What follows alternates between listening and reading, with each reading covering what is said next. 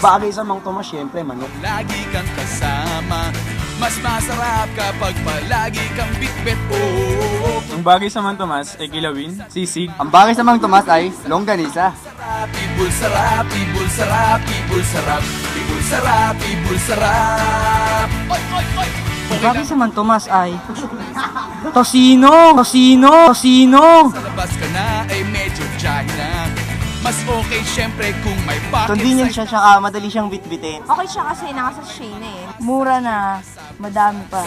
Ibul sarap, ibul sarap, ibul sarap ng Mang Tomas. Ibul sarap, ibul sarap. Oy, oy, oy! Hindi lang sa bahay, pwede mo siyang dalhin sa school, sa work. Affordable siya, tsaka madaling dalhin. Diyan ka lang sa aking bulsa, parang cellphone lang o wallet. Ngunit ang aking dala ay Ang baon siya, lalo na sa mga bata nagbabaong katulad ko. Pwede siyang ibulsa, affordable at handy. ayos na.